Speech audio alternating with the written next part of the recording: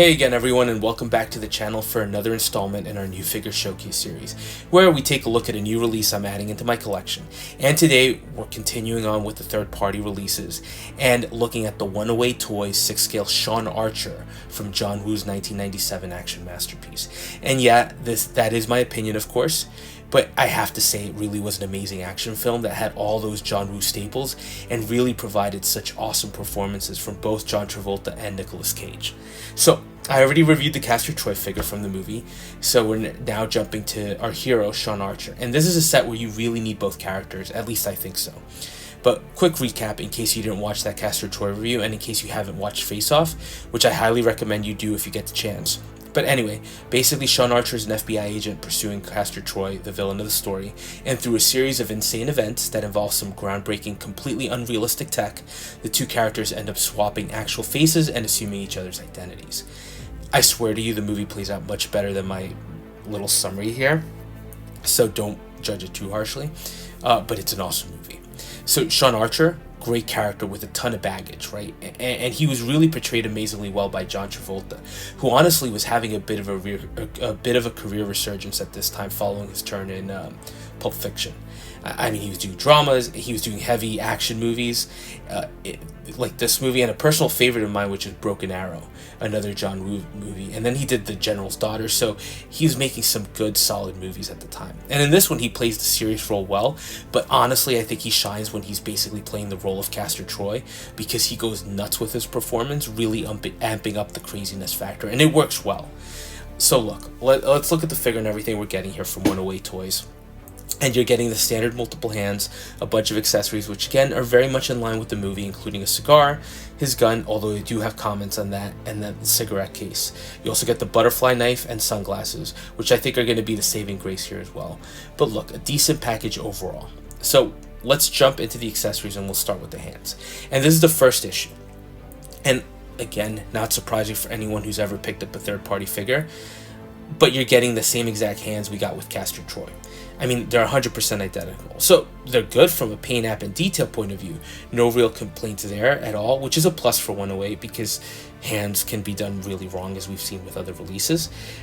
But here, they're solid, but they're just wrong in the sense that they don't fit the character. In the movie, Travolta only ever wears his wedding band, so these are very much Castor's hands. It's just something to expect with third party, and honestly accept if you're taking a chance with a company like this. Next up, you get his gun. And even when they previewed the figure, I knew this was wrong.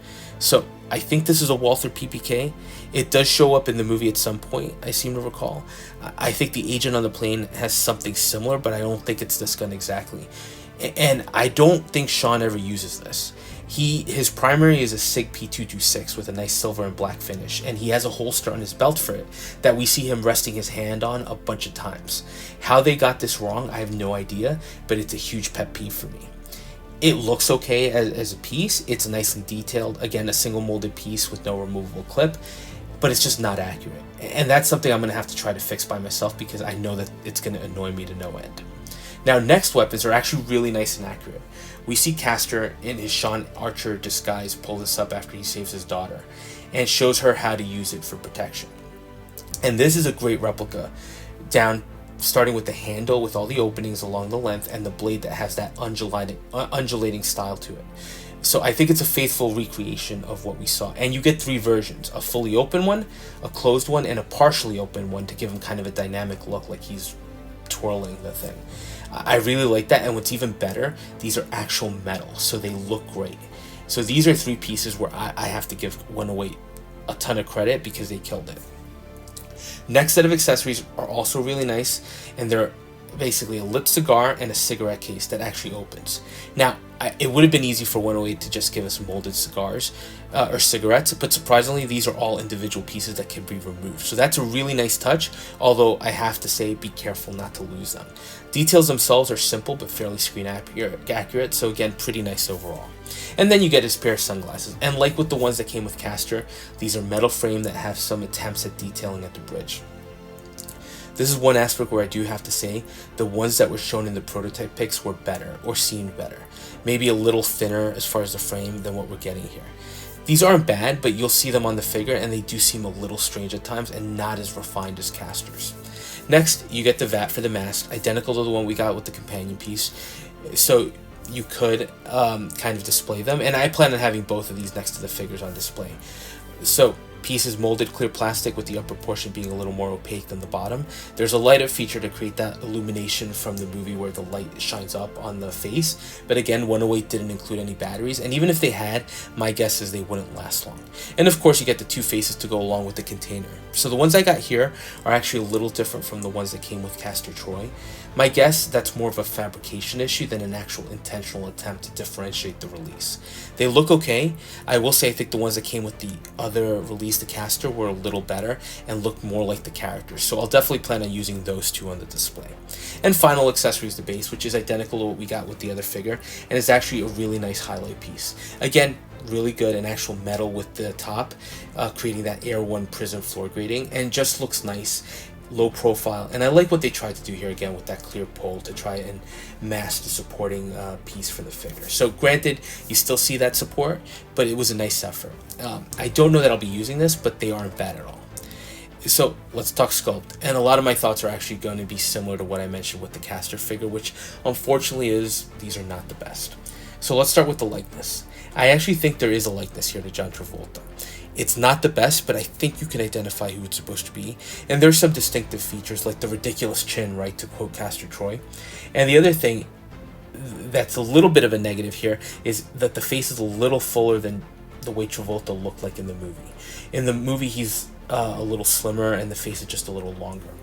As far as detail work on the paint apps, again, it's not great. Hairline isn't the best, and the paint app on the face overall just looks a little off and fake. And of course the eyes, just not up to the level we've come to expect from other companies. But this is third party release, so stuff like this is honestly to be expected.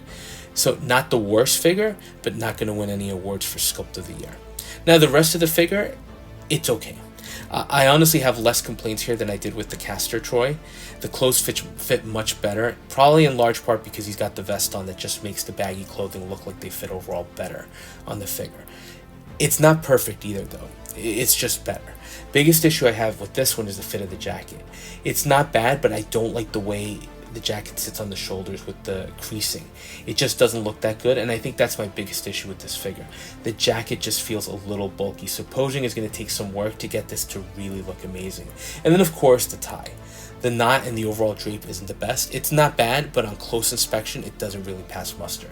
So it's a bunch of things here and there, but that kind of give you a negative. But I will say, as a positive, the pants again look good. Same with the belt and also the shoes.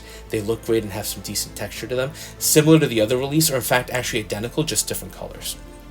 So it's another mixed bag, right? I think from a fit on the clothes perspective, this one is the better piece, but from a likeness point of view, it's not as strong as the Nicolas Cage figure. Now, as a version of Sean Archer, I'm happy enough, but it's not the strongest release. Not the worst, but not the best. But I think this is another case where the figure with the sunglasses just looks better overall. With the glasses, I think the likeness improves a lot. Actually pretty substantially. Although I do feel like the glasses aren't as good as what we've seen before, but they work well, and I'll plan on having him displayed this way. And then the other big issue I have is the gun. I'm still kind of surprised that they managed to get this wrong, especially considering that they actually managed to get the guns for Castor almost spot on, along with the holster. In the movie, Sean actually has the visible holster for the SIG and often stands with his hand posed on it again, which is something I'd love to try and recreate, so that's a huge miss to me. Although this is something I think I can fix, potentially sourcing the gun from somewhere. I've seen these by Damn Toys and Easy and Simple, so they are definitely out there. Other accessories though are awesome, especially when you look at the cigarette case and the knife. So there are some nice things you get here with this figure and some decent posability. Again, I have to appreciate the work that 108 did here with those screen accurate accessories. So overall thoughts on this release? I'm okay with it. I'm not really disappointed even with the negatives, because I feel like as a third-party release, some of the issues aren't surprising, and I wasn't going into this expecting Hot Toys quality. But it's a solid representation of Sean Archer from Face Off. Now, there was a custom version that I saw in Facebook groups that looked phenomenal and eclipses this by far, but I wasn't even aware of them when they put the piece up for order, and I think even if I had been, it was super expensive. So I haven't dabbled in the custom market yet, just for fear of the pricing. But for a budget figure that gives me a Sean Archer, I'm okay with this. So that was a quick look at Sean Archer by 108 Toys from Face Off. Curious to hear your thoughts on this one, and as always, thanks for watching. And if you are enjoying the content, please consider dropping a like, comment, or subscribing, and we'll touch base on the next video.